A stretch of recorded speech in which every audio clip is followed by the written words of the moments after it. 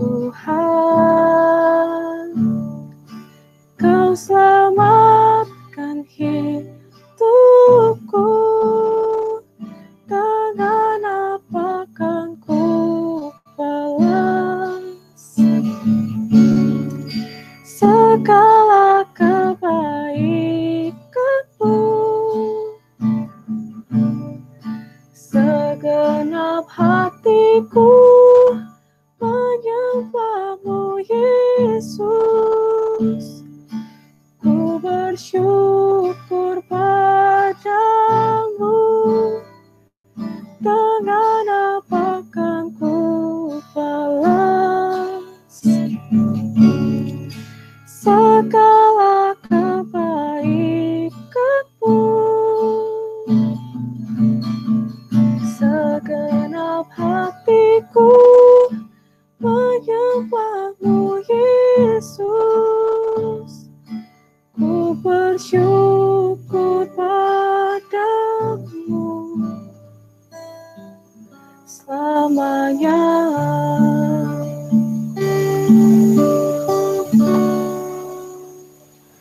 Mari kita bersatu dalam doa.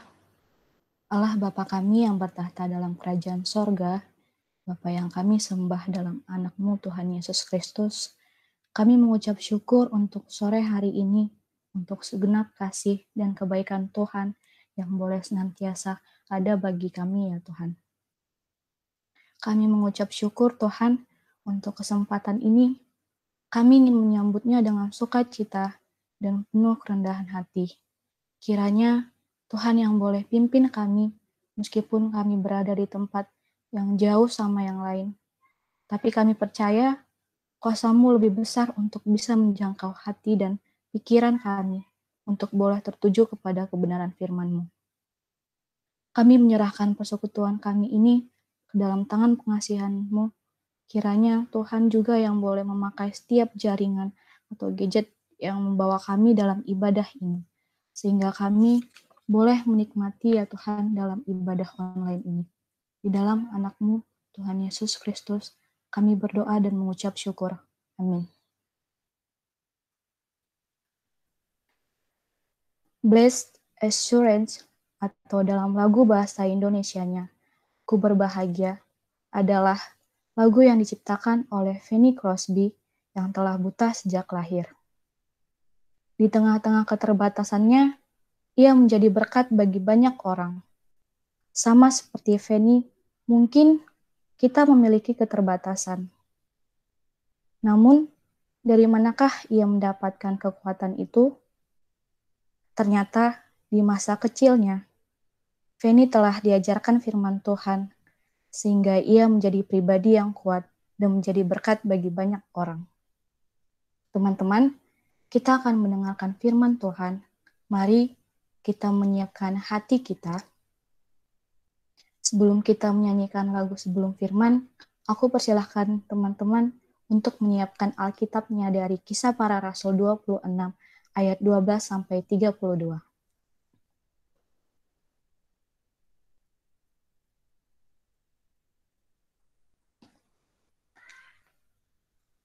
Jika sudah, mari menjadikan firman Tuhan sebagai dasar hidup kita dengan menyanyikan pujian Blessed Assurance.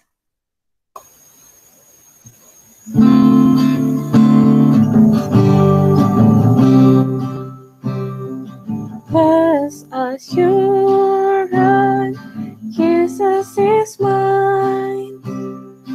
Oh, what foretaste of glory divine!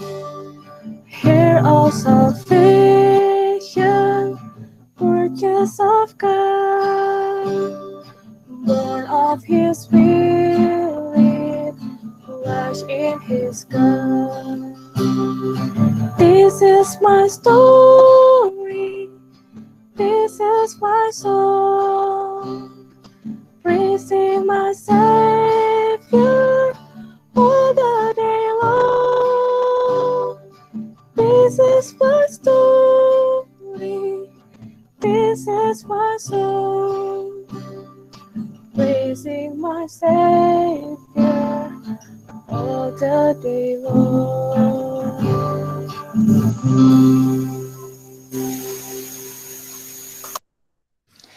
Ya, teman-teman, aku ulang sekali lagi ya. Perikopnya dari Kisah Para Rasul 26 ayat 12 sampai 32. Ya, teman-teman, aku akan membacakan perikopnya. Demikianlah firman Tuhan. Dan dalam keadaan demikian, ketika aku dengan kuasa penuh dan tugas dari imam-imam kepala sedang dalam perjalanan ke Damsyik, tiba-tiba ya Raja Agripa, pada tengah hari bolong, aku melihat di tengah jalan itu cahaya yang lebih terang daripada cahaya matahari, turun dari langit meliputi aku dan teman-teman seperjalananku. Kami semua rebah ke tanah, dan aku mendengar suatu suara yang mengatakan kepadaku dalam bahasa Ibrani, Saulus, Saulus, mengapa engkau menganiaya aku? Sukar bagimu menendang kegala rangsang. Tetapi aku menjawab, siapa engkau Tuhan? Kata Tuhan, akulah Yesus yang kau aniaya itu. Tetapi sekarang, bangunlah dan berdirilah. Aku menampakkan diri kepadamu untuk menetapkan engkau menjadi pelayan dan saksi tentang segala sesuatu yang telah kau lihat daripadaku dan tentang apa yang akan kuperlihatkan kepadamu nanti. Aku akan mengasingkan engkau dari bangsa ini dan dari bangsa-bangsa lain. Dan aku akan mengutus engkau kepada mereka untuk membuka mata mereka supaya mereka berbalik dari kegelapan kepada terang dan dari kuasa iblis kepada Allah, supaya mereka oleh iman mereka kepadaku memperoleh pengampunan dosa dan mendapat bagian dalam apa yang ditentukan untuk orang-orang yang dikuduskan. Sebab itu, ya Raja Agripa, kepada penglihatan yang dari sorga itu, tidak pernah aku tidak taat. Tetapi mula-mula, aku memberitakan kepada orang-orang Yahudi di Damsyik, di Yerusalem, dan di seluruh tanah Yudea, dan juga kepada bangsa-bangsa lain, bahwa mereka harus bertobat dan berbalik kepada Allah serta melakukan pekerjaan-pekerjaan yang sesuai dengan pertobatan itu. Karena itulah orang-orang Yahudi menangkap aku di bait Allah dan mencoba membunuh aku. Tetapi oleh pertolongan Allah, aku dapat hidup sampai sekarang dan memberi kesaksian kepada orang-orang kecil dan orang-orang besar. Dan apa yang kuberitakan itu tidak lain daripada yang sebelumnya telah diberitahukan oleh para nabi dan juga oleh Musa, yaitu bahwa Mesias harus menderita sengsara dan bahwa ia adalah yang pertama yang akan bangkit dari antara orang mati, dan bahwa ia akan memberitakan terang kepada bangsa ini dan kepada bangsa-bangsa lain. Sementara Paulus mengemukakan semuanya itu untuk mempertanggungjawabkan pekerjaannya. Berkatalah Festus dengan suara keras, engkau gila, Paulus. Ilmumu yang banyak itu membuat engkau gila. Tetapi Paulus menjawab, aku tidak gila, Festus yang mulia. Aku mengatakan kebenaran dengan pikiran yang sehat. Raja juga tahu tentang segala perkara ini. Sebab itu, aku berani berbicara terus terang kepadanya. Aku yakin bahwa tidak ada suatu pun dari semuanya ini yang belum didengarnya, karena perkara ini tidak terjadi di tempat yang terpencil. Percayakah engkau, Raja Agripa, kepada para nabi? Aku tahu bahwa engkau percaya kepada mereka. Jawab Agripa, hampir-hampir saja kau yakinkan aku menjadi orang Kristen. Kata Paulus, aku mau berdoa kepada Allah, supaya segera atau lama-kelamaan bukan hanya engkau saja, tetapi semua orang lain yang hadir di sini dan yang mendengarkan perkataanku menjadi sama seperti aku, kecuali belenggu-belenggu ini. Lalu bangkitlah raja dan wali negeri serta Bernike dan semua orang yang duduk bersama-sama mereka. Sementara mereka keluar, mereka berkata, seorang kepada yang lain, orang itu tidak melakukan sesuatu yang setimpal dengan hukuman mati atau hukuman penjara. Kata Agripa kepada Festus, orang itu sebenarnya sudah dapat dibebaskan sekiranya ia tidak naik banding kepada Kaisar. Demikianlah firman Tuhan. Aku persilakan untuk Bang Abe.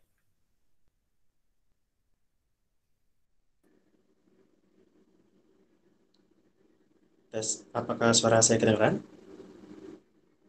Dengar Bang. Oke. Sebelum kita merenungkan firman Tuhan, mari kita berdoa. Ya Allah, kami akan merenungkan firman-Mu. Biarlah Tuhan yang menolong kami supaya kami diberikan hikmat agar mengerti kebenaran firman-Mu. Tetapi kami mohon bukan hanya kami mengerti, tahu banyak tentang isi Alkitab, tetapi sikap hati kami, pola pikir kami, perilaku kami terus-menerus diubahkan, terus-menerus dibaharui oleh firman.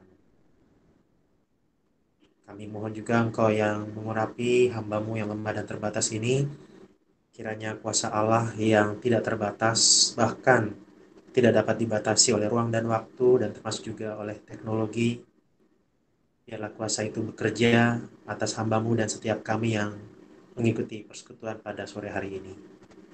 Inilah doa kami, dalam nama Tuhan Yesus kami berdoa. Amin. Oke, selamat sore teman-teman sekalian. Hari ini kita kembali mempelajari Kisah Rasul ya. Kisah Rasul 26 ayat 12 sampai 32.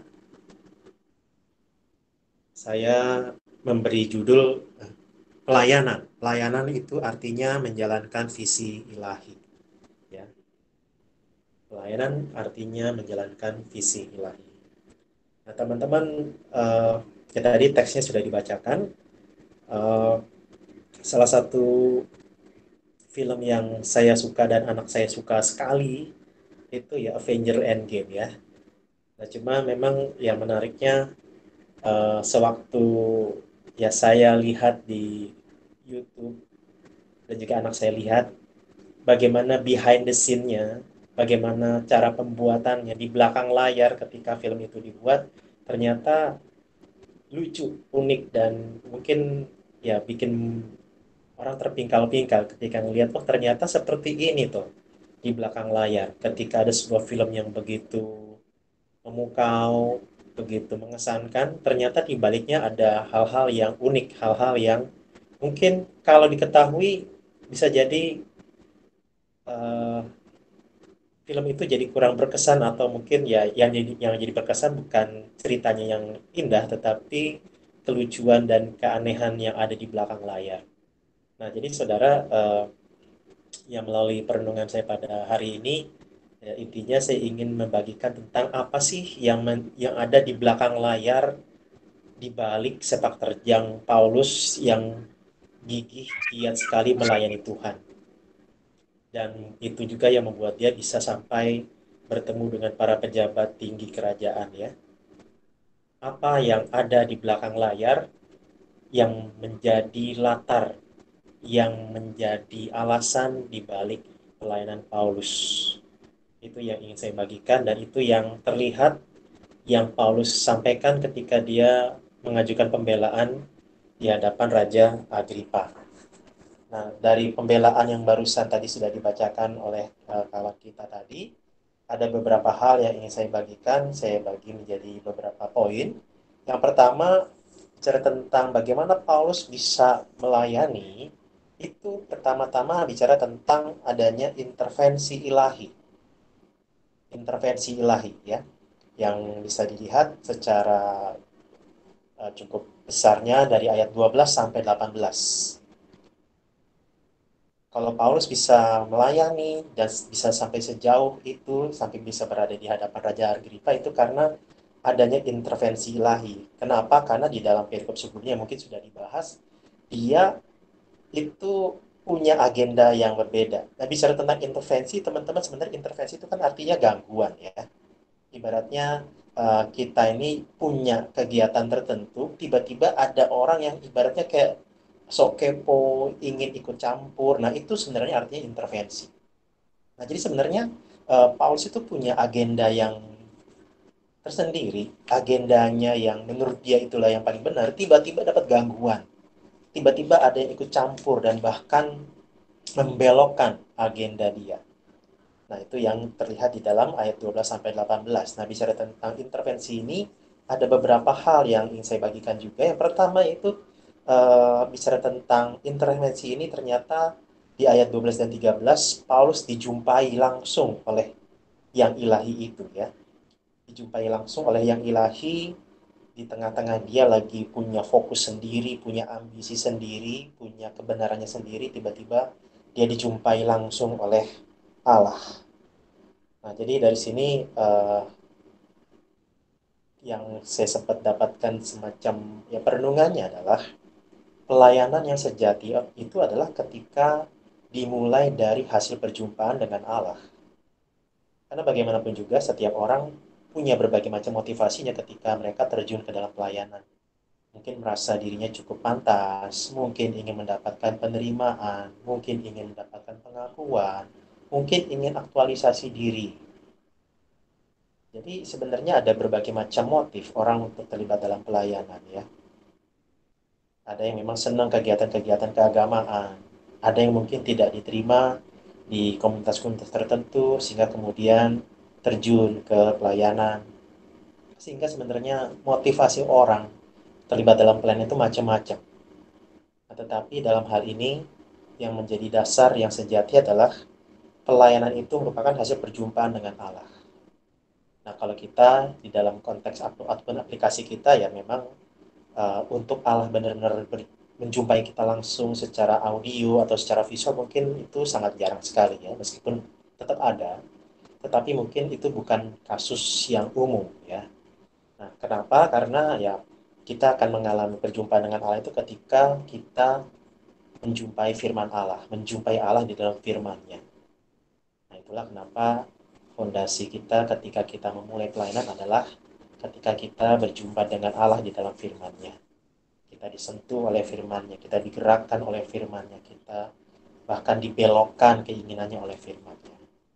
Nah, ini hal yang pertama yang ingin saya bagikan bicara tentang intervensi yang terjadi dalam hidup Paulus, bahwa dia disitulah benar-benar dia baru berjumpa dengan Allah ketika dia awalnya berpikir dia sedang melayani Allah. Nah, yang kedua adalah bicara tentang intervensi ini, siapa yang mengintervensi dia, dan ternyata disinilah dibukakan tentang identitas yang mengintervensi dia, identitas yang ilahi itu adalah Yesus. Yesus yang di dalam bagian ini cukup menarik ya. Ketika Saulus bertanya, siapakah engkau Tuhan? Nah, ini memang satu hal yang menarik ya. Ada semacam kontradiksi. Di satu sisi dia meyakini itu Tuhan, tapi di sisi yang lain dia tanya, kamu ini siapa? Siapa kamu Tuhan? Ya. Nah, ketika ada cahaya dari langit, itu Saulus dan kawan-kawan langsung sujud ke tanah. Itu memang sebuah respon karena oh ini kalau ada cahaya dari langit itu biasanya diasumsikan adalah ini adalah Allah atau sosok yang ilahi yang mendatangi mereka, sehingga mereka sudah punya asumsi oh ini Tuhan, ini Allah gitu. Nah, cuma menariknya ketika uh, yang ilahi ini berbicara, dia bilang akulah Yesus yang kau aniaya itu. Nah, bicara tentang yang kau aniaya mungkin ini sudah dibahas di Kisah Rasul 9 ya, bahwa ketika Saulus menganiaya jemaat, dia sedang menyerang Allah sendiri, sehingga dari sini kita bisa mendapatkan sebuah identitas tentang yang ilahi, bahwa yang ilahi ini adalah pembela umatnya. Menyakiti umatnya berarti menyakiti Allah itu sendiri. Nah, tetapi yang ingin saya bagikan di sini adalah ketika uh, Yesus bilang, sukar bagimu untuk menendang ke galah rangsang. Nah, galah rangsang itu ya goad ya dalam bahasa Inggrisnya itu semacam tongkat. Tongkat untuk menghalau lembu atau sapi atau ternak ya. Jadi itu untuk mengarahkan dia supaya nggak ngelawan gitu. Nah, jadi kalau teman-teman lihat di gambar itu ada semacam tongkat ya, ujungnya tajam. Jadi ya kalau misalnya mau berontak, mau nendang, malah kena tusuk gitu. Jadi eh, semakin dia memberontak, semakin dia malah menyakiti diri sendiri. Semakin melawan, semakin sakit. Semakin memberontak, semakin merusak. Nah, jadi teman-teman dari sini justru uh, ini sebuah goncangan iman buat Saulus ketika dia merasa dia berbakti kepada Tuhan, ternyata dia malah dikatakan menganiaya Tuhan.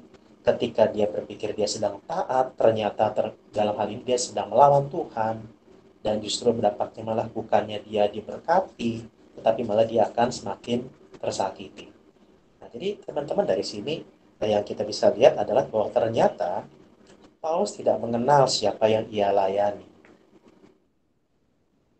Dia pikir dia sudah mengenal Tuhan, ternyata belum. Artinya jangan-jangan dia tidak sedang melayani Tuhan, melainkan dia sedang melayani dirinya sendiri. Nah, jadi saudara, ini satu ironi ya, yang sedang didemonstrasikan oleh Saulus dalam hidup masa lalunya. Dia ternyata salah kaprah, dia terlalu GR ketika dia terjun di dalam pelayanan ataupun militansinya di dalam menjalani kehidupan keagamaannya. Nah, jadi di sini yang kita lihat adalah akhirnya Saulus disadarkan bahwa dia tidak sedang melayani Allah. Nah, kemudian bagian yang berikutnya adalah di dalam intervensi ini lagi, bukan hanya Yesus menyampaikan tentang identitasnya, tapi dia juga menyatakan apa yang menjadi visi buat Saulus nantinya. Nah, bicara tentang visi, ya memang mungkin ini sudah sempat dibukakan juga tentang apa artinya visi ya. Visi itu ya sederhananya adalah gambaran masa depan. Ketika bicara tentang saya punya visi, artinya bicara tentang saya hendak melakukan sesuatu. Ya, ada subjek, ada predikat. Nah, tetapi bicara tentang itu, uh, ternyata definisi itu tidak langsung dibahas oleh Yesus di dalam ayat-ayat ini, melainkan Yesus menyampaikan yang pertama yaitu bahwa Paulus. Statusnya Paulus adalah pelayan dan saksi. Kalau tadi bicara tentang visi kan berarti istilahnya gambaran tentang masa depan yang saya impikan. Berarti fokusnya adalah saya. Ketika bicara tentang visi, kalau mau dirumuskan berarti ada subjek, ada predikat. Subjeknya berarti saya. Saya mau melakukan sesuatu. Nah, tapi dari sini justru mau dikatakan bahwa kamu itu pelayan. Huperetes dalam bahasa Yunaninya, artinya kamu kalau mau melakukan itu bukan kamunya, tetapi kamu sedang merespons instruksi dari saya. Nah, makanya teman-teman, saya nggak tahu apakah teman-teman pernah mempelajari tentang 3 macam konsep pelayanan. Jadi ada 3 macam konsep pelayanan. Yang pertama yaitu saya berbuat sesuatu untuk Tuhan. Saya melayani Tuhan. Artinya fokusnya adalah saya, pusatnya adalah saya, standarnya adalah saya. Saya berpikir bahwa saya harus melakukan penginjilan. Saya pikir saya harus mengadakan retret karena anak-anak ini bandel-bandel. Mahasiswanya ini kayaknya hidupnya begitu bejat. Mereka harus mendengarkan Injil Tuhan. Di satu sisi baik, tetapi ini baru separuh kebenaran. Kenapa? Karena titik awalnya adalah saya, aku. Nah, konsep yang kedua adalah saya melakukan kehendak Tuhan. Di satu sisi, iya, dia meyakini bahwa kehendak Tuhan adalah agar orang tuh bukannya hidupnya bergelimang dengan dosa, tetapi hidup melakukan hal-hal yang berkenan di hadapan Tuhan. Nah, tetapi masalahnya kalau itu pun kehendak Tuhan, pertanyaannya caranya seperti apa? Caranya apakah mengandalkan pimpinan Tuhan atau mengandalkan logika sendiri, estimasi sendiri, asumsi sendiri, pengalaman sendiri? Nah, jadi meskipun itu baik, tetapi itu baru separuh kebenaran juga. Atau ya tadi ya, kalau tadi sepertiga, ini sepertiga lagi. Nah, konsep yang ketiga adalah Tuhan bekerja di dalam dan melalui saya. Jadi fokusnya bukan saya, tetapi Tuhan.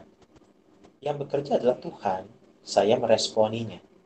Nah, itulah mungkin hal-hal ini yang mungkin ya sempat dibukakan ketika Stefanus mengajukan semacam pembelaan, meskipun bukan pembelaan ya, di dalam awal-awal kisah Rasul kan dia sempat uh, menyampaikan sebuah pidato yang cukup panjang ya. Di situ dia mengutip kisah tentang Musa. Di situ sebenarnya bisa kita lihat bagaimana ya Musa mendemonstrasikan hal-hal tadi ya. Dia merasa dia sudah bekerja buat Tuhan, dia merasa dia siap untuk melayani Tuhan, ternyata tidak. Gitu. Nah, jadi dari sini ya kita lihat siapapun orangnya, statusnya adalah pelayan, huperetes kalau dalam bahasa Yunaninya. Jadi ya servant, dia hanya mengikuti instruksi dari atasannya.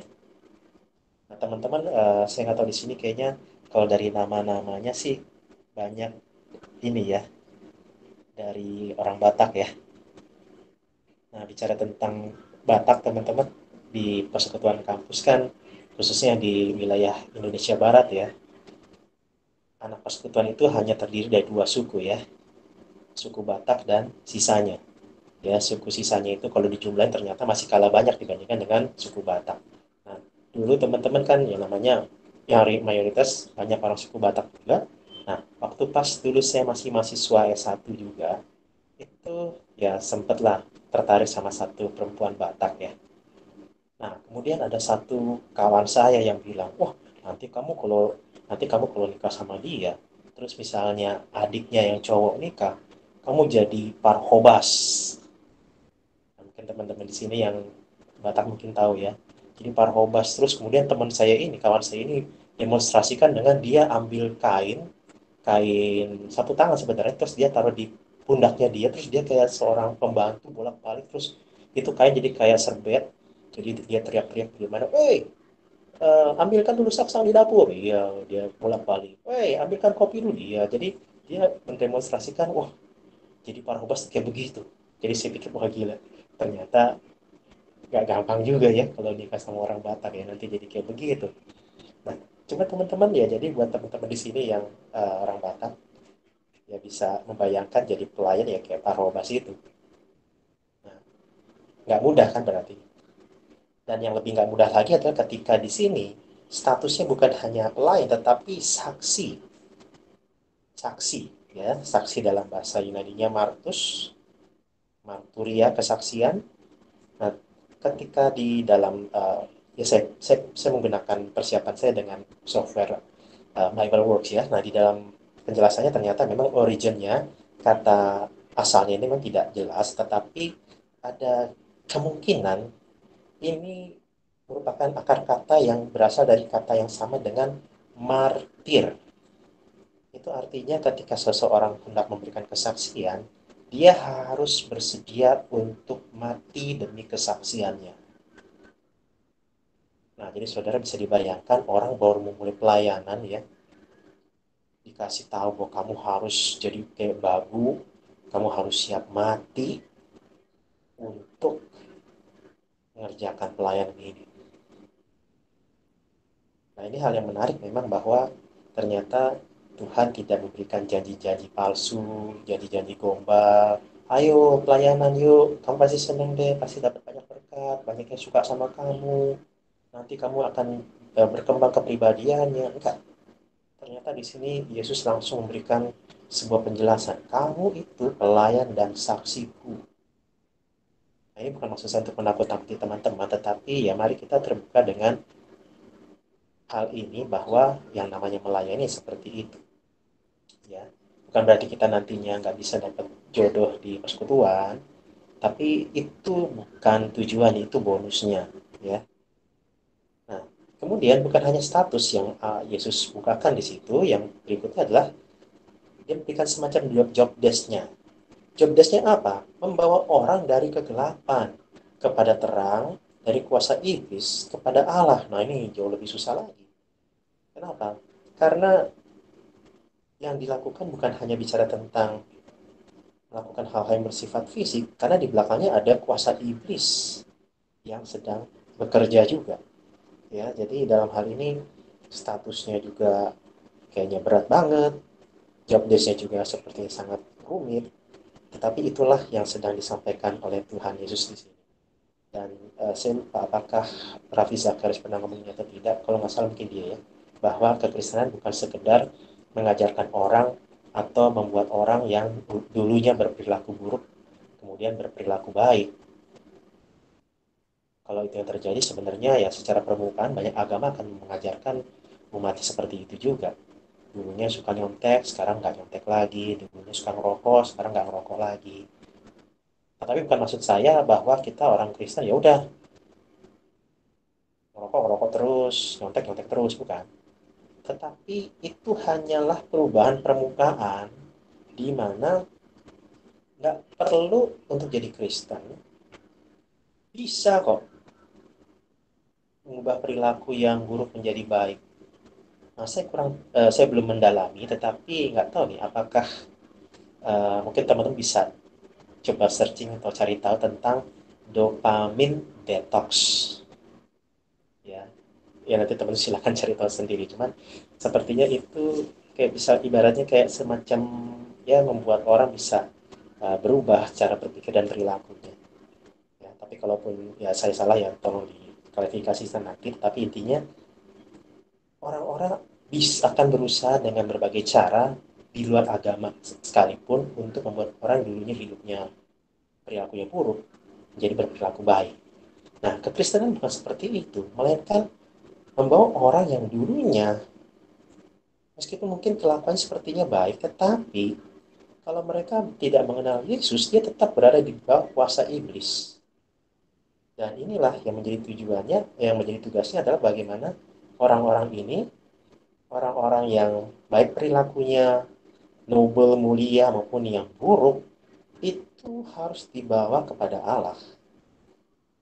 Nah, sehingga teman-teman, inilah kenapa kita di pelayanan mahasiswa, kita fokus kita bukan hanya kepada mahasiswa yang bandel-bandel, tetapi mahasiswa yang kutu buku juga perlu kita injili, kita layani. Ya, tetapi jangan kemudian kita hanya fokus kepada kalangan tertentu saja. Ya, intinya agar mereka bisa dibawa, dilepaskan dari kuasa iblis kepada kuasa Allah. Nah, bicara tentang kuasa iblis, bukan hanya kuasanya, tetapi kalau teman-teman mempelajari dalam Efesus pasal yang ke-6, bicara tentang perang rohani, di situ dikatakan kita harus bertahan dan menghadapi atau menyerang atau melawan tipu muslihat iblis. Nah, di Efesus 6 dikatakan tipu muslihat iblis. Nah, kata tipu muslihat dalam bahasa Yunani itu adalah metodeias. Nah, dari kata sini kita mungkin udah mulai tahu ya, metodeias itu artinya apa? Metode.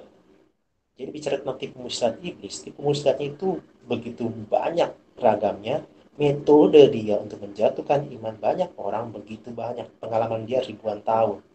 Buat orang seperti saya mungkin caranya seperti ini, buat orang seperti Ayu ini seperti apa, buat orang seperti Bebet metode seperti apa, dia udah punya banyak data, berbagai macam metode untuk menjatuhkan orang, untuk menggoda orang, untuk menuduh orang.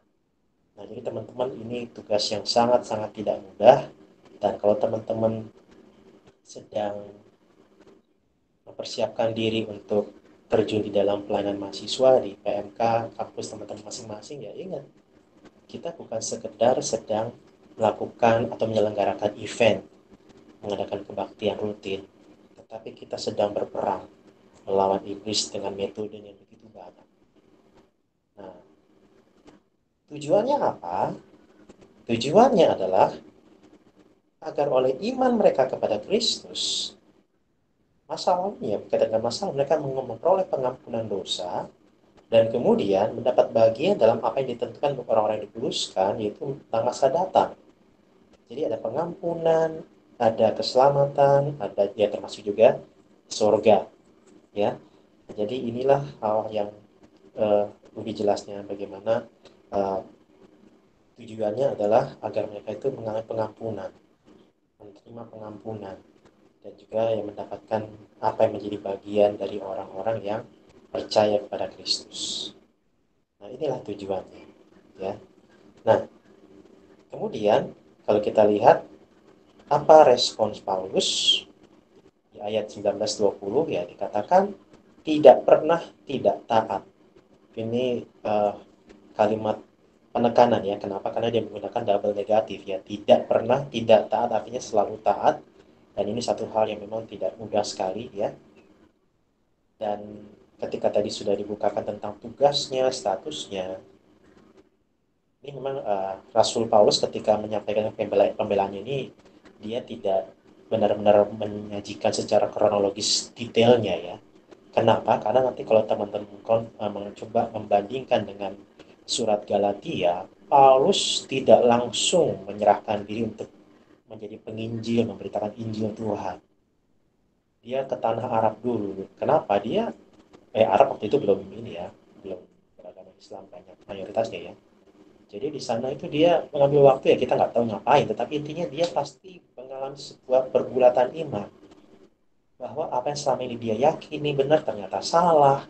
Dan kemudian tiba-tiba ya Tuhan yang benar itu menjumpai dia dan memberikan sebuah tugas yang sangat berat sekali, di mana dia di mana Paulus nantinya kalau memang mau taat kepada kepada Tuhan, dia akan berhadapan dengan Saulus-Saulus yang ada, yang sudah menanti.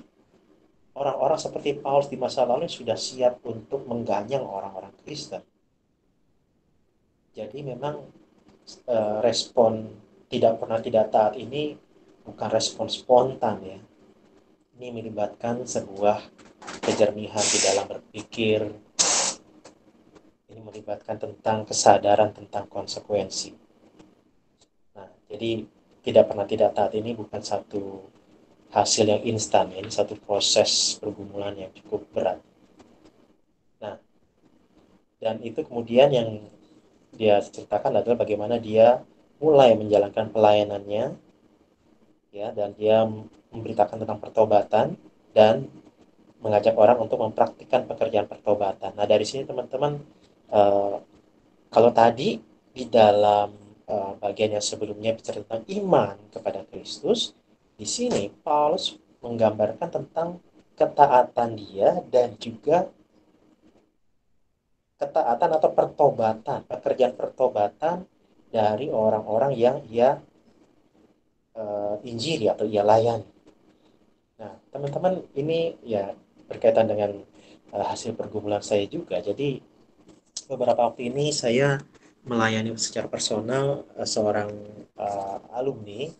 Jadi dulunya dia mahasiswa dari satu persekutuan ya, masih mahasiswa satu kampus. Waktu itu saya berkhotbah di persekutuan kampusnya. Setelah itu dia ngobrol-ngobrol sama saya dan minta nomor HP saya, dan terus kami komunikasi sampai sekarang, masih bukan sekarang, sampai sampai waktu-waktu sekarang-sekarang ini. Jadi eh, dia masih terus bertanya tentang kekristenan. Dia terus menanyakan, dan kok orang Kristen kayaknya getol banget sih penginjilan. Kayaknya pengen banget ya untuk orang-orang yang nggak Kristen itu jadi beragama Kristen. Kenapa sih? Terus ya saya jelaskan bahwa orang penginjilan itu bukan sekedar untuk jadi orang supaya orang Kristen, orang berKTP Kristennya banyak, tetapi agar orang-orang itu bisa kenal jalan keselamatannya sesungguhnya. Nah, kemudian dia tanya, kalau gitu emang keselamatan menurut kekristenan apa? Ya saya jelaskan, keselamatan itu hanya bisa diperoleh dengan iman kepada Kristus, di mana di situ kita mendapatkan pengampunan dosa. Kita sederhananya ya, bahasa sederhananya adalah masuk surga. Nah, terus dia bales, "Oh, kalau gitu enak banget dong ya jadi orang Kristen. Tinggal percaya, habis itu kemudian jadi teroris, terus masuk surga." Akhirnya saya bilang, kekristenan memang bicara tentang iman. Tapi iman yang menyelamatkan tidak pernah lepas dari tindakan. Nah, akhirnya saya jelaskan juga bagaimana orang itu hanya bisa melakukan apa yang diperintahkan ketika dia percaya akan apa yang diperintahkan. Sehingga bicara tentang eh, ketaatan, ketaatan itu terjadi ketika seseorang beriman. Jadi orang itu bisa dilihat apakah dia beriman atau tidak, yaitu melalui ketaatannya pada yang dia imani. Nah, jadi kalau bicara tentang ketaatan, bicara tentang dia mau menuruti semua yang diminta dilakukan oleh yang di atasnya dia. Nah, teman-teman, bicara tentang ketaatan di sini, bicara tentang kesiapan untuk melakukan yang diinginkan oleh yang di atas. Ya saya sempat teringat juga tentang dulu uh, beberapa tahun yang lalu, saya tidak tahu di sekarang masih ada apa enggak, tentang cat and dog theology. Ini satu hal yang menarik, satu hal yang baik juga sebenarnya. Nah, sederhananya cat and dog theology itu maksudnya begini. Ada dua tipe orang, dan yang digambarkan seperti uh, tipe kucing atau tipe anjing.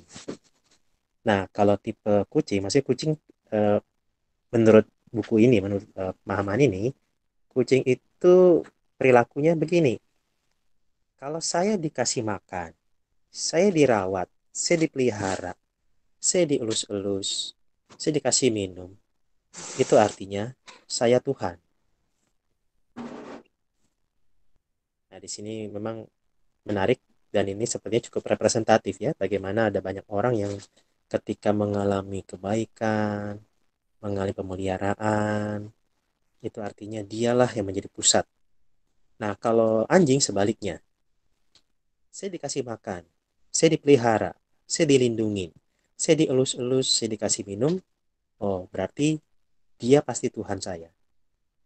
Nah, jadi teman-teman, ya dari sini ya bicara tentang ketaatan, ya mari kita seperti dalam hal ini ya, bukan maksudnya kita seperti anjing yang gonggong-gonggong, tetapi bagaimana kita melihat ketaatan anjing kepada majikan itu begitu luar biasa ya, sampai-sampai bersedia melakukan apapun untuk majikannya. Termasuk ketika dulu saya pernah pelihara anjing, satu kali anjing saya itu eh, jadi saya lagi nyiapkan bekal ya, saya nyiapkan bekal untuk anak saya mau sekolah. Saya taruh di atas meja dulu sebelum saya masukkan ke tas. Nah, anjing saya ini lapar. Langsung dia naik ke atas meja, terus dia jatuhkan makannya dan dia makan. Nah, habis itu apa yang saya lakukan? Saya saya dorong dia pakai kursi ya, pakai kaki kursi jadi kena dadanya, ya kayaknya dia sakit. Terus saya pikir, kayak saya jahat juga ya. Sorry nih, pengkhotbah ternyata jahat ya. Nah, jadi terus saya dorong dia pakai kaki kursi kena dadanya, terus yaudah dia langsung mundur. Dia mundur seperti ketakutan. Ya singkat cerita ya sudah akhirnya saya kasih makan dia, terus pas saya lagi makan daging ayam tulangnya saya kasih dia dan dia makan tulangnya dengan sangat cepat. Nah di situ saya baru terpikir, berarti sebenarnya ini dogi kalau dia mau, kalau dia nggak suka sama saya, kalau dia kesel sama saya gara-gara saya dorong dia pakai kaki kursi, dia bisa nyerang saya, bisa tomprok saya, bisa gigit tangan saya, tulang-tulangnya sampai remuk, terus dia makan. Tapi kenyataannya dia tidak lakukan. Jadi ada semacam simbol yang didemonstrasikan oleh seekor anjing itu tentang ketaatan kepada majikannya. Nah, teman-teman, jadi dari sini ya kita lihat bicara tentang iman kepada Kristus, iman itu pasti akan didemonstrasikan dengan ketaatan. Iman yang menyelamatkan adalah iman yang terlihat dari tindakan. Nah, setelah itu ketika Paulus menggambarkan tentang responsnya terhadap visi Allah itu, nah di dalam bagian berikutnya justru Paulus memberikan penjelasan tentang dinamika pelayanan dia. Seperti apa gambaran besarnya ketika dia menjalani hidup barunya, menjalani visi barunya, menjalani tugas barunya, menjalani agenda barunya, bahwa ternyata di situ ada yang pertama, konsekuensi. Konsekuensinya dalam hal ini ya memang konsekuensi negatif yang saya maksudkan, bahwa ada tantangan. Ada tantangan, ada kesulitan, ada perlawanan, ada ketidaksukaan. Dan itu ya tantangan yang paling besarnya adalah ketika nyawa yang harus diresikokan. Nah, jadi teman-teman ya dari sini ya Paulus mau bilang bahwa demi menaati Allah ada konsekuensi yang cukup berat yang dia harus hadapi ya. Dan ini juga yang mungkin perlu kita sadari juga ya di dalam menjalani pelayanan kita dimanapun kita berada. Uh, yang namanya pelayanan pasti capek dan itulah yang saya jumpai waktu pas saya praktek pelayanan. Jadi ketika saya praktek pelayanan di satu gereja, saya merekrut beberapa orang untuk jadi pengurus satu komisi. Kemudian ada satu orang kayaknya cukup baik, punya semacam ide-ide yang cemerlang. Kemudian masuklah dia jadi pengurus komisi tersebut. Saya nggak tahu kenapa singkat cerita ada sesuatu hal dia minta mundur. Saya coba yakinkan dia balik lagi. Tahu-tahu ada sesuatu lagi dia mundur. Saya coba jelaskan akhirnya dia masuk lagi. Sampai akhirnya dia mundur lagi. Setelah dia mundur lagi, ya udah oke deh. Udah deh memang mungkin belum waktunya atau biarkan dia bergumul sendiri. Nah, akhirnya saya ketemu dia lagi, terus dia kasih ide tentang plan komisi yang sempat dia mau masuki itu. Terus saya bilang, ada kesempatan lagi nggak untuk mau jadi pengurus? Dia bilang, nggak deh, capek. Padahal saya pikir sebenarnya saya capek sama dia ya. Dia bilang, saya capek. Padahal baru mau masuk jadi pengurus dia udah bilang capek. Akhirnya saya bilang, ya iyalah, namanya pelayanan pasti capek. Kerja aja capek. Maksudnya menjalankan pekerjaan umum aja capek. Ini pelayanan apalagi? Gak dibayar pula. Yang namanya pelayanan pasti capek. Kalau nggak mau capek ya nggak usah pelayanan. Nah itu ya. Jadi ya dalam hal ini ya Paulus jelaskan tentang konsekuensi yang sudah dibukakan oleh Tuhan di dalam visinya, dan kemudian dia alami itu di dalam dia menggenapkan pekerjaan tersebut. Nah, tapi meskipun ada tantangan, ada masalah, ada konsekuensi yang berat yang harus dia tangani, hadapi, tetapi nggak cuma itu. Kenapa di dalam ayat 21 sampai 23 itu ada pemeliharaan Allah. Tuhan tetap menopang, Tuhan hadir, Tuhan tidak tinggalkan. Tuhan lindungi, Tuhan tolong. Jadi dalam hal ini ketika kita terlibat pelayanan, ya pasti berat karena ada tantangan, tetapi ingat juga bagaimana Paulus pun mengatakan dia mengalami pertolongan Allah, artinya dia tidak ditinggalkan sendirian, dia bersama-sama dengan Allah, atau lebih tepatnya Allah yang menyertai dia. Nah, itulah kenapa sehingga sebenarnya yang menjadi, meskipun ada tantangan, tetapi ada pemeliharaan Allah, maka Paulus jelaskan yang menjadi tugas dia adalah fokus kepada pemberitaan bahwa Yesus adalah Mesias. Yesus adalah Mesias, itu yang jadi fokus dalam pemberitaannya. Dan di situ sempat disinggung tentang Musa, bagaimana Musa juga menubuatkan tentang adanya Mesias. Dan Paulus bilang Yesuslah Mesias yang dimaksud tersebut. Ya, nah jadi dalam hal ini sebenarnya ini satu berita yang tidak bersifat umum, maksudnya untuk audiens atau pendengar umum, tetapi ini khusus. Kenapa? Karena Agripa itu dia tahu tentang pemberitaan para nabi, dia tahu tentang Mesias, dia tahu tentang Yesus juga, termasuk kalau tadi kalau bicara tentang peristiwa penyaliban Yesus yang uh, tidak terjadi di tempat terpencil. Nah, ketika dia menyampaikan tentang dinamika pelayanan dia, nah di ayat berikutnya 24 sampai 29 dia mendemonstrasikan hal tersebut. Jadi dinamika tersebut terjadi di saat dia di hadapan Agripa. Kenapa? Karena yang pertama, ada tantangan. Tantangan yang terjadi itu dia mengalami penghinaan dari Festus. Dibilang kamu kayak orang gila. Nah, bayangin teman-teman ya. Ya kayak orang gila. Kalau Matthew Henry bilang eh, rasul-rasul yang adalah para nelayan dihina, dianggap orang gak terpelajar. Paulus seorang akademisi dihina karena terlalu banyak tahu. Jadi ya intinya ada aja deh kita akan menghadapi penolakan dan penghinaan ya. Ya mockery begitu. Nah, di sini ya kita harus siap-siap juga teman-teman ya kalau emang mau menjalani pelayanan, salah mengerti, dihina, ya harus siap juga.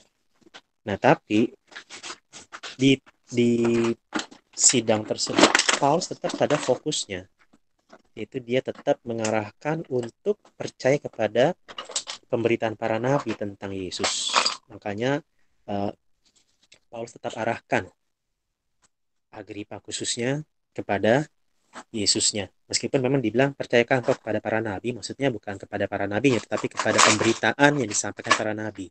Jadi secara sederhana, kalau Agripa percaya kepada para nabi, harusnya percaya kepada Yesus. Kenapa? Karena para nabi memberitakan tentang Yesus.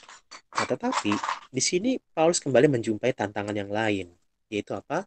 Responsnya Agripa. Responsnya Agripa itu respons yang nggak jelas.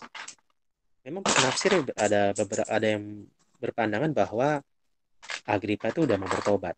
Ya karena dibilang hampir-hampir saja kau yakinkan aku untuk menjadi Kristen. Nah tapi ya ini satu hal yang ibaratnya hampir percaya belum tentu percaya.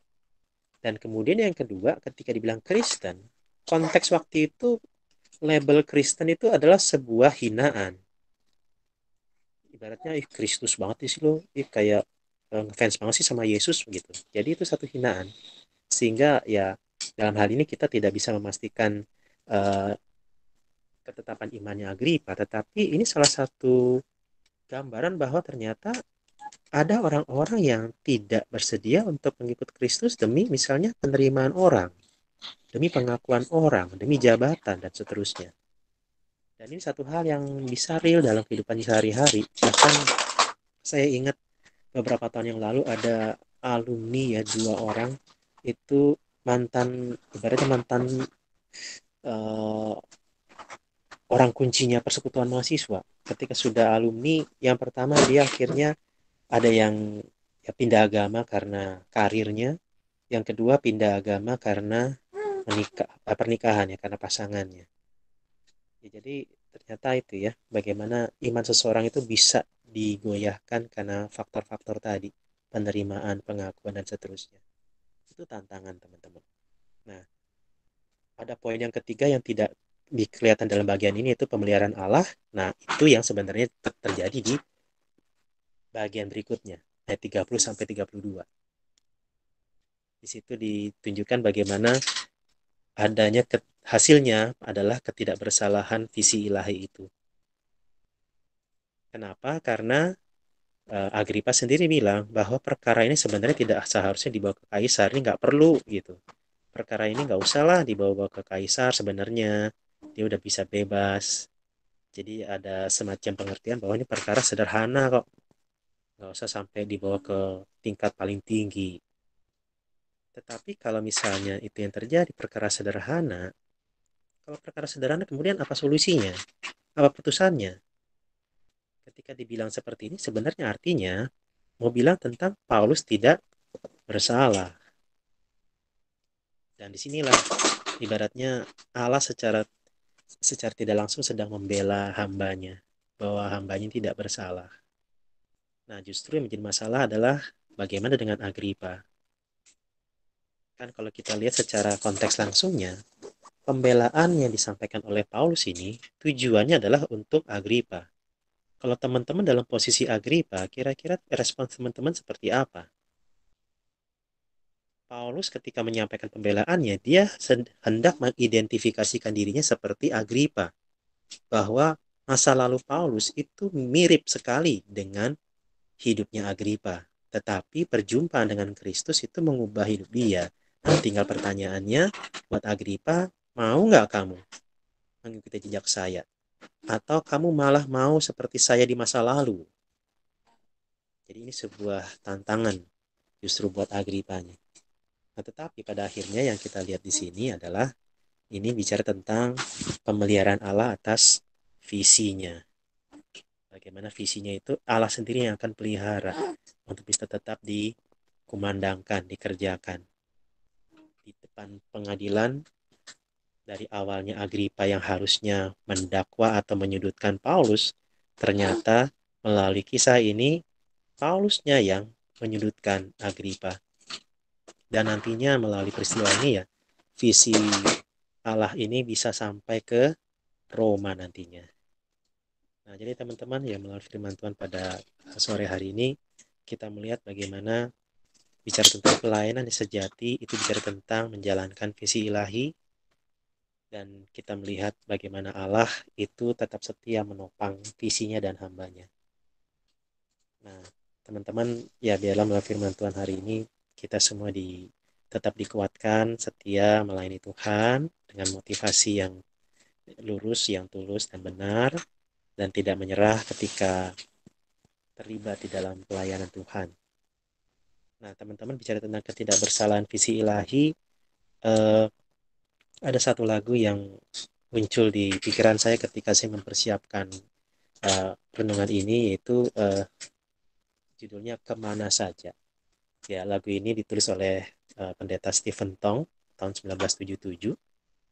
Jadi dia di dalam satu pelayanan ke daerahnya itu, ke satu daerah benar-benar sangat tidak nyaman, tinggal di rumah atap seng, yang kalau siang panas terik, kepanasan, kalau malam susah tidur karena kedinginan. Di rumah tempat dia menginap itu di bawahnya ada kandang babi berisik, jadi dia nggak bisa tidur. Dan hampir satu kali dia jalan ke hutan. Nah, ketika jalan ke hutan terus ya dia mengalami semacam entah self talk atau apa, ada satu kalimat yang menolong dia dan bilang ya, saya ingin memberitakan Injil kemanapun ya Tuhan perintahkan begitu.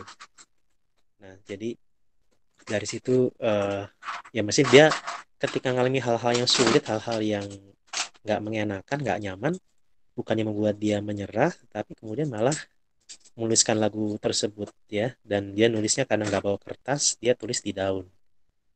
Ditulis di daun ya, kemana saja ku telah sedia. Nah, jadi teman-teman, eh, itu satu hal yang mungkin bisa jadi satu contoh. Nah, cuma menariknya, kenapa dia mau kemanapun Tuhan perintahkan dia pergi? Karena ya dari kesaksiannya dia, penderitaan yang dia alami barusan yang tadi saya ceritakan, dia bilang itu nggak ada apa-apanya dibandingkan dengan penderitaan yang sudah Yesus tanggung demi dia dan umat manusia. Jadi ketaatan dan kesediaan ya Stephen Tong untuk menyerahkan diri melayani Tuhan kemana saja, itu bukan karena inisiatif dia, tetapi karena sudah mengalami dikasihi, dicintai Tuhan habis-habisan, itu yang membuat dia bersedia mau habis-habisan buat Tuhan. Nah, biarlah ini hal yang bisa menolong kita kalau kita sudah mulai berpikir, wah ternyata melayani itu berat, penuh dengan pengorbanan, ya ingat, Kristus sudah terlebih dahulu berkorban dan menderita untuk kita, dan biarlah itu yang menjadi penyemangat kita, menggerakkan kita untuk bisa setia kepada Tuhan. Saya persilakan untuk videonya diputar.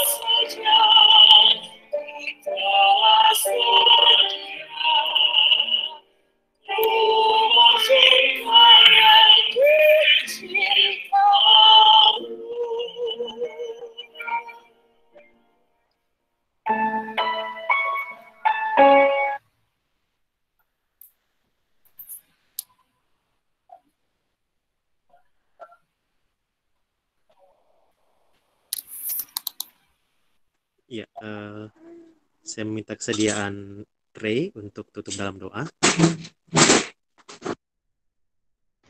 Mari kita berdoa. Tuhan, kami bersyukur kalau kami memiliki Tuhan yang boleh menuntun dan menjaga. Kami memiliki Tuhan yang boleh memanggil dan terus memperlengkapi.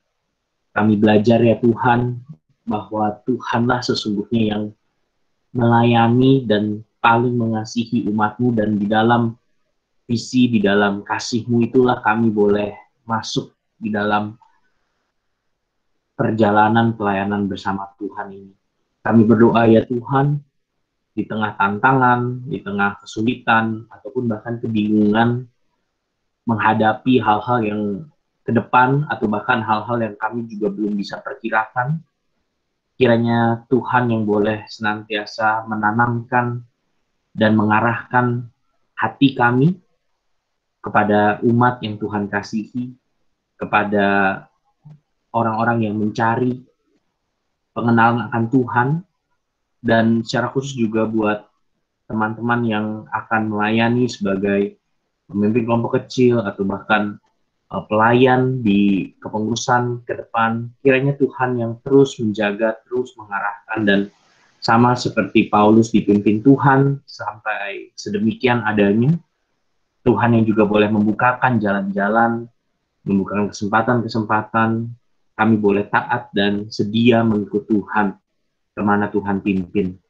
Terima kasih Tuhan, kami juga bersyukur buat Bang Abe yang boleh menyampaikan renungan kebenaran firman Tuhan, kau yang juga boleh memberkati Bang Abe di dalam pelayanan dan keluarganya.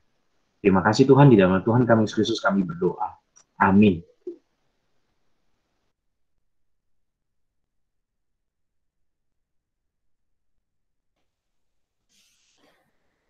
Ya, teman-teman, kita akan melanjutkan ibadah kita.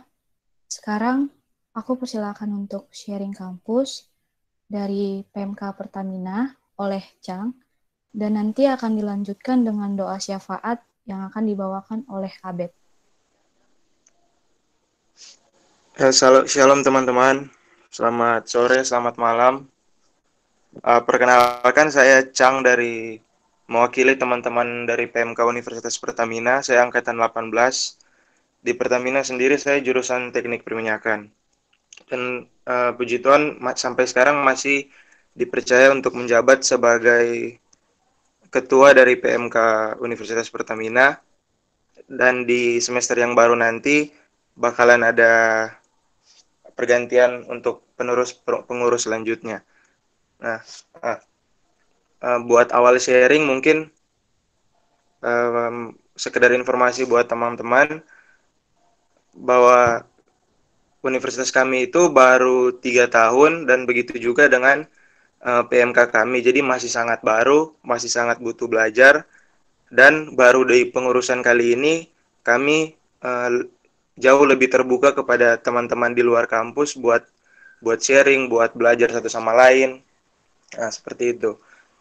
Jadi dalam tahun yang ketiga ini sebenarnya ada perubahan sih di struktur organisasi kami.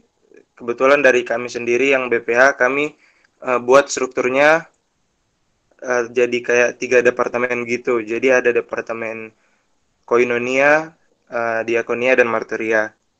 Jadi di tiap departemen, seperti yang teman tahu bersama, punya tugas dan pelayanannya masing-masing. Di dalamnya ada divisi-divisi juga. Kebetulan jemaat di Pertamina itu puji Tuhan sih cukup banyak. Jadi pengurusnya juga kami ada sekitar 54 tepatnya 54 orang. Nah, jadi dari pengurus yang banyak itu dan dari maksudnya dari sebelumnya belum terlalu banyak pengalaman dari yang pengurus-pengurus sebelumnya. Jadi kami masih banyak harus belajar sendiri dan membuat seperti kebiasaan-kebiasaan harus kami tanamkan masih harus dari awal. Nggak seperti kalau kampus-kampus lain mungkin sudah ada, sudah terpupuk dari dulu gitu. Nah, jadi awal kepengurusan itu mungkin yang agak menarik sebenarnya dari pengurus kami yang tahun ini itu sebagian besar mungkin bisa dikatakan outsider sih. Maksudnya kami lebih sering pelayanan di gereja gitu. Jadi buat di PMK sendiri termasuk saya agak jarang. Nah, cuman ya saya percaya panggilan sih, namanya panggilan. Mungkin saya dipercayakan Tuhan buat dan teman-teman yang lain buat melayani di PMK. Jadi di awal kepengurusan kami masih sangat belum akrab. Terus Bahkan sempat ada perselisihan di awal hanya karena beda gereja ataupun daerah, kayak gitulah. Terus akhirnya masuk ke acara-acara yang kami lewati bersama, ya puji Tuhan semakin dekat, terutama di retret kemarin, kami pengurus, kita retret di Puncak kemarin, ya itu jadi momen yang paling akrab dan kalau menurut saya sih sangat membangun iman kami sih, terutama di malam terakhir kita ada kayak saling mencuci kaki gitu, seperti yang dilakukan Tuhan Yesus. Jadi setelah dari retret itu, ya puji Tuhan, pengurus-pengurus ini jadi lebih, apa ya, jadi lebih baik sih. Cuman masih ada juga pengurus yang dari awal sampai sekarang pun mungkin bukan orang yang sama, tapi ada beberapa pengurus-pengurusnya memang ya bekerja gitu, kayak bekerja melayani tugas-tugasnya dia lakukan. Cuman hatinya belum untuk sepenuhnya buat Tuhan. Jadi masih kayak apa ya, contohnya mungkin masih sering ngomong kotor atau tindakan-tindakannya masih saya dapati masih bukan tindakan yang memuliakan Tuhan gitu maksudnya. Ya teman-teman tahu lah. Jadi masih ada pengurus-pengurus yang kayak gitu. Apalagi kalau jemaat pasti lebih banyak lagi. Nah terus mungkin yang jadi pergumulan besar kami juga ini sih kelompok kecil. Karena itu tadi kita kan masih baru, jadi belum ada fondasi, jadi masih sulit cari PKK gitu, jadi masih inilah masih sangat sulit untuk membangun itu. Cuman kalau misalnya kita nggak mulai, nanti nggak akan jadi kan. Jadi di kepengurusan kali ini kita mulai adakan seperti pengenalan apa itu PKK. Kemarin yang pembicaranya juga dari Perkantas tentang apa itu PKK dan pengenalan lain-lain, dan puji Tuhan banyak juga yang tertarik ikut. Semoga mereka yang tertarik itu bisa seterusnya benar-benar jadi PKK, jadi CPKK lalu jadi PKK dan seterusnya. Terus puji Tuhan di yang kali ini juga kami udah mulai jalanin seperti seminar. Pernah ada seminar apologetik, pernah ada juga seminar lintas agama. Kalau yang kemarin kita sempat adakan lintas agama dengan Katolik dan Kristen Ortodoks. Nah, terus mungkin yang masih kita, kalau dalam organisasi kan pasti ada yang namanya ADART kan, kayak anggaran-anggaran dasar gitu. Nah, itu juga di kepengurusan sebelumnya, khususnya saat mau pemilihan ketua yang baru, kemarin sempat ada masalah, sehingga kita masih revisi, kita masih mubas, dan itu juga belum selesai buat ADART kami. Nah, terus di kondisi yang seperti saat ini, mungkin yang sangat terasa itu interaksi antar pengurus dan jemaat, di mana makin renggang, dan juga karena libur memang udah kebijakan dari kampus. Jadi kalau libur, kegiatan belajar mengajar, akademik dan non-akademik juga dihentikan. Jadi kita nggak ada kebaktian sih, cuman yang ada yang masih jalan sampai sekarang, seperti kayak renungan di Instagram pasti selalu dibagikan gitu. Jadi seperti kayak tiap pengurus atau jemaat, lebih ke pengurus sih, ganti-gantian tulis renungan, terus kita bisa sharing, nanti diposting di Instagram gitu. Nah, apa ya? Kira-kira gitu sih kalau dari kampus kami. Tantangan yang paling besar itu sih, masih baru, tapi hal yang paling disyukuri itu, walaupun kami masih baru, tapi banyak jemaat yang kami layani itu, puji Tuhan banyak sih, dan banyak yang benar-benar memang memberi hati dan memberi diri untuk melayani sepenuhnya sih di PMK. Karena kalau seperti yang saya kunjungi kampus-kampus lain, mungkin dari beberapa kampus yang saya kunjungi waktu itu, sebenarnya saya baru tahu juga sih bahwa nggak sebanyak di kampus kita yang ikut kebaktian. Kalau kita tiap hari Jumat siang. Jadi kayak yang umat yang Muslim mereka sholat Jumat di jam yang sama, kita juga adakan kebaktian di di 3 ruangan sih, biasanya dibuka 3 kelas, terus kita duduk di lantai karena cukup banyak orangnya. Cuman ya itu ada dinamikanya sih, ada naik turunnya yang datang, yang jemaatnya. Tapi saya nggak terlalu lihat berapa banyak yang datang, tapi lebih ke bagaimana mereka yang mau aja, yang benar-benar mau untuk beribadah dan pelayanan yang kita berikan benar-benar yang terbaik. Cuman itu kayak tadi masih ada pengurus, masih ada pelayan yang mungkin sering main musik, yang sering melayani, tapi saya dapati masih kayak hatinya belum sepenuhnya buat Tuhan, tindakannya belum sepenuhnya mencerminkan orang yang betul-betul udah diubahkan Tuhan gitu. Masih sering berdosa, masih sering melakukan hal-hal yang berdosa dan lain sebagainya. Cuman ya itu sih salah satu hal yang selalu saya doakan, biar kiranya teman-teman pelayan pengurus juga di Universitas Pertamina bisa benar-benar dari hati yang sepenuhnya untuk Kristus, supaya dari hati yang bagus itu kita bisa munculkan pelayanan yang baik juga. Kedepannya ya buat pengurus yang ke depan, masih kapan ya kita pemilihan lagi? Belum sih, masih agak lama. Tapi di tahun ini, di akhir tahun, semoga mereka bisa menjadi lebih baik, bisa meneruskan apa yang sudah kita tanamkan dari sekarang. Semoga mereka bisa orang-orang yang benar-benar dipakai Tuhan buat mengubahkan PMK di Pertamina. Udah itu aja sih. Terima kasih. Terima kasih Chang untuk sharingnya. Teman-teman, sekarang kita akan berdoa terkait pokok doa bangsa, sebagaimana ada di slide, juga kondisi dari PMK Pertamina, sebagaimana yang tadi sudah dibagikan oleh Chang. Mari kita siapkan hati dan pikiran kita bersatu di dalam doa.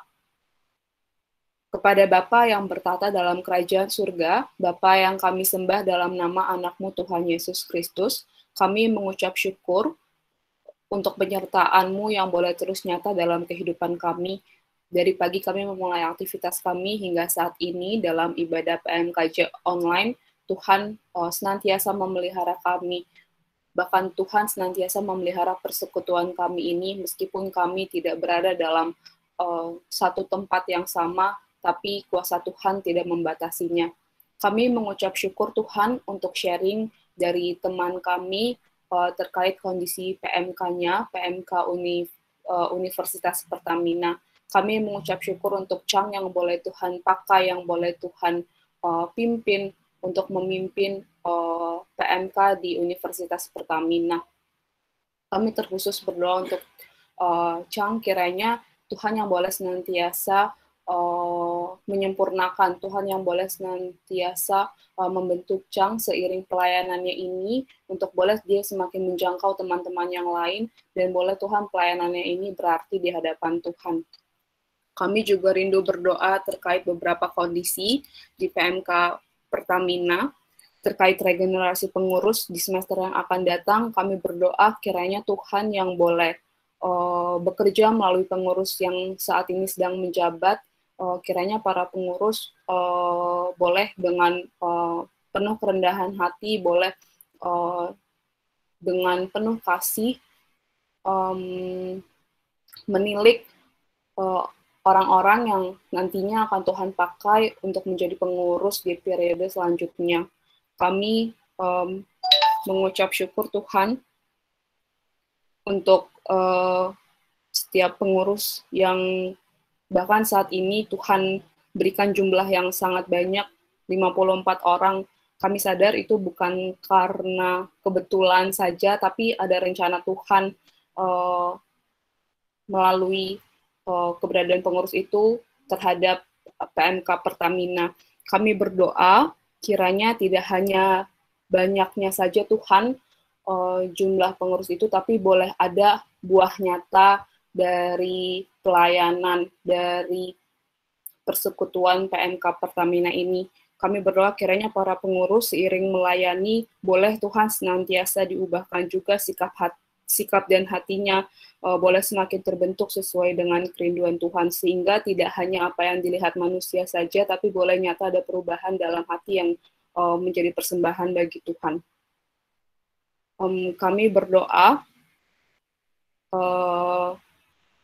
meskipun baru 3 tahun PMK ini berdiri, kami berdoa kiranya boleh Tuhan yang menanamkan semangat interdenominasi, sehingga boleh semangat itu terus bertumbuh di tengah PMK Pertamina, melalui setiap pembicara yang dihadirkan, melalui setiap pelayanan yang dikerjakan oleh para pengurus, melalui setiap jangkauan oleh pengurus PMKJ. Kami berdoa kiranya Tuhan yang boleh menumbuhkan semangat interdenominasi di tengah PMK Pertamina.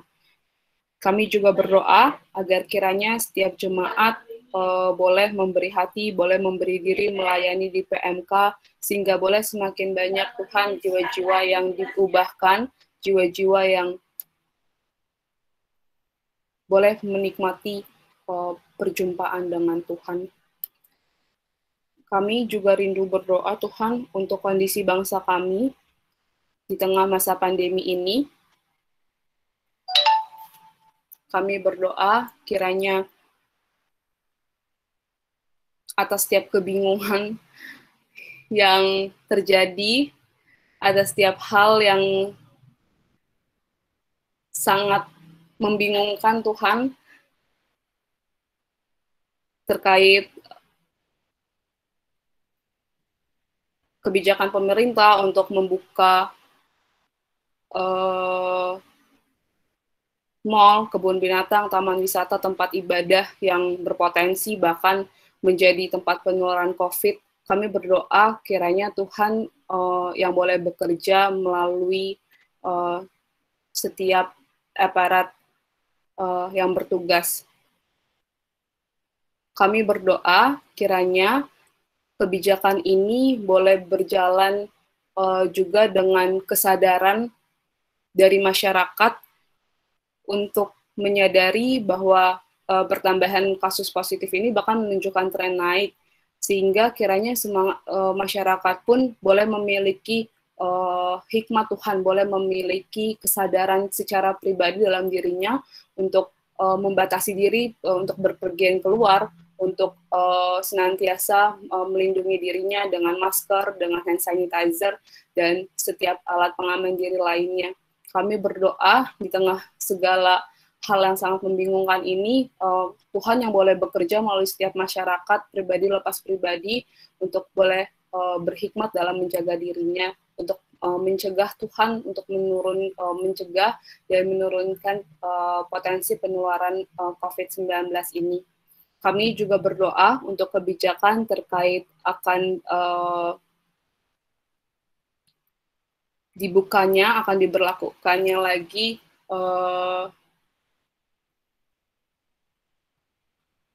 banyak kantor-kantor yang membuka work from office lagi, sehingga banyak transportasi umum yang akan digunakan. Kami berdoa kiranya baik pemerintah pusat, pemerintah daerah, para pengusaha, kami berdoa kiranya mereka boleh dengan bijaksana menetapkan keputusan-keputusan yang benar Tuhan. Mereka boleh berkoordinasi dengan baik, sehingga boleh setiap transportasi yang digunakan, di mana hal itu cenderung menyebarkan penularan virus COVID ini, kiranya dapat berkoordinasi dengan baik, sehingga tidak terjadi masyarakat yang berkerumun secara banyak, tetapi boleh tetap menjaga jarak, sehingga boleh keberadaan masyarakat tetap aman dari penyebaran virus ini, Tuhan. Doa yang tidak sempurna ini kami serahkan ke dalam tangan pengasihan Tuhan. Kami sadar kami tidak mampu berdoa secara baik dan benar, tapi Roh Kudus Tuhanlah yang menolong kami. Kami mengucap syukur untuk PMK Pertamina. Kami berdoa terkait kebijakan yang ditetapkan pemerintah dalam masa pandemi ini, Tuhan. Terima kasih Tuhan, di dalam nama Kristus Yesus, Allah yang hidup, Allah pemelihara hidup kami berdoa dan kami sungguh bersyukur. Amin.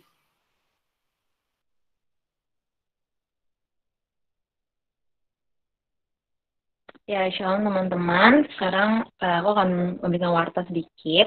Jadi para pelayan yang melayani kita pada hari ini adalah pembicaraan dari Bang Abraham, lalu MC-nya ada Indah Sinaga dari Hang Jebat 17, dan juga Indah Utapaya, sama Indah ya untuk singernya. Dari Hang Jebat juga, angkatan 2017. Lalu tadi sharingnya dari teman kita, Chang, Universitas Pertamina. Pendoa kita, Abe dari PMKJ, FHUI 2017, asyarnya aku sendiri. Untuk apresiasinya, mari kita ucapkan terima kasih di kolom komentar ya teman-teman. Terima kasih untuk pelayanannya. Nah, lalu selanjutnya adalah kita dapat undangan dari forum grup diskusi politik, yaitu dengan tema Indonesia New Normal. Siapakah kita? Wah, ini hari ini banget ya teman-teman. Sebentar lagi mulai jam 6.30. Nah, nanti teman-teman kalau mau join bisa hubungi pengurus aja. Dan ini via Zoom. Nah, oke, lalu, ini meetingnya ada tertera di sini ya, teman-teman. Nah, lalu selanjutnya adalah ulang tahun Perkantas yang ke-49. Nah, jadi pelayanan persekutuan antar universitas sudah berjalan 49 tahun. Nah, teman-teman, mari kita sama-sama mengucap syukur dan juga merayakannya dalam ibadah ulang tahun dengan tema Stay Committed to God's Vision. Nah, tentang apa ya nanti? Oke, teman-teman ikut aja. Nah, via apa? Via YouTube. Tanggal berapa? Tanggal 4 Juli, teman-teman. Jadi, tetap pantengin aja ya grup-grupnya teman-teman untuk dapat informasi lebih lanjut dari pengurus-pengurus. Dengan pembicara Bang Julius Telaubanua. Oke. Next. Nah, teman-teman, jika teman-teman sangat menikmati ibadah hari ini, teman-teman bisa, dan mau dengar lagi, nah teman-teman bisa lihat rekaman PMKJ online di bit.ly rekam PMKJ, atau teman-teman bisa share ke teman-teman yang mungkin belum bisa join untuk ibadah PMKJ online. Nah, selanjutnya adalah diundang teman-teman untuk hadir lagi di pertemuan kita selanjutnya, yaitu hari Kamis tanggal 18 Juni, untuk berdoa bersama terkait regenerasi PKK di Jakarta. Nah, dan ini adalah jadwal perjalanan PMKJ online ya teman-teman. Kira teman-teman juga bisa terus mengikuti setiap jadwal-jadwal PMKJ berikutnya. Dan juga, nah, terima kasih teman-teman. Aku kembalikan kepada Lucy.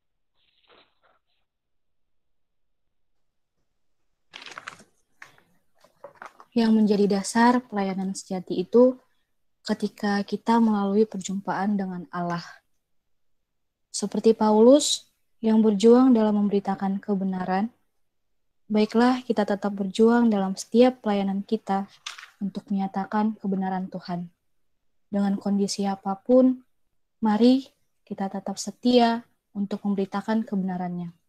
Seperti lagu yang akan kita nyanyikan, kiranya memberitakan kebenaran Tuhan Yesus menjadi kesukaan bagi hidup kita. Mari kita untuk mengambil komitmen dan meresponi firman Tuhan hari ini. Aku mengundang teman-teman untuk menyanyikan pujian Kusuka Menuturkan.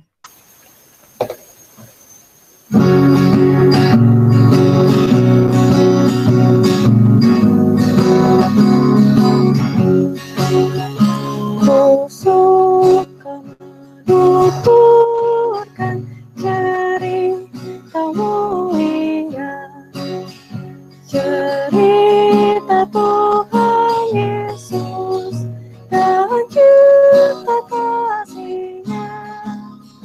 Ku suka menuturkan cerita yang benar, penawar hati rindu, pelipur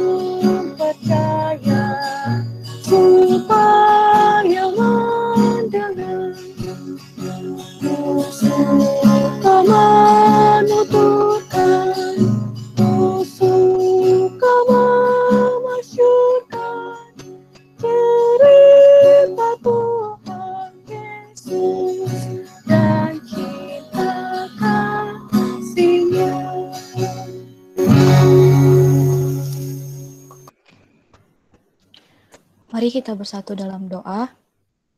Terima kasih Tuhan. Terima kasih untuk segala sesuatu yang kami nikmati. Terima kasih untuk ibadah yang boleh Tuhan berikan kepada kami. Kami bersyukur atas penyertaan-Mu Tuhan sepanjang pembahasan firman tadi. Kami mohon, hidupkanlah firman-Mu dalam hati kami. Biarkanlah bertumbuh dan berguna bagi diri kami sendiri dan sesama. Kami mohon Tuhan untuk anugerah, kebijaksanaan, dan kepekaan lebih lagi, terutama kesanggupan untuk menjalankan ajaran-Mu. Kuduskanlah kami Tuhan, jangan biarkan kami berpaling dari perintah-Mu. Berkati kami, umat-Mu dalam keseharian, kegiatan kami selanjutnya di tempat masing-masing, agar kami dapat membawa kebaikan bagi sesama kami. Terima kasih Bapa, di dalam nama Tuhan Yesus Kristus, kami telah berdoa dan mengucap syukur. Amin. Teman-teman, ibadah kita telah selesai. Sampai jumpa di persekutuan selanjutnya.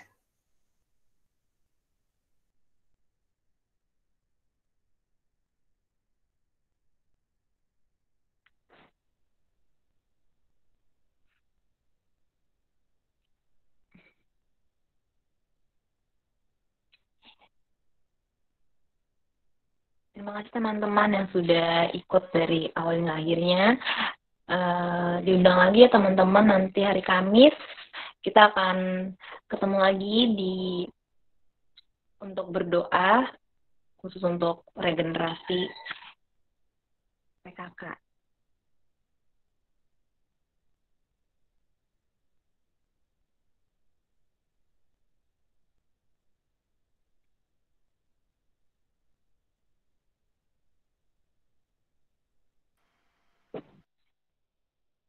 Sampai jumpa teman-teman. Selamat malam.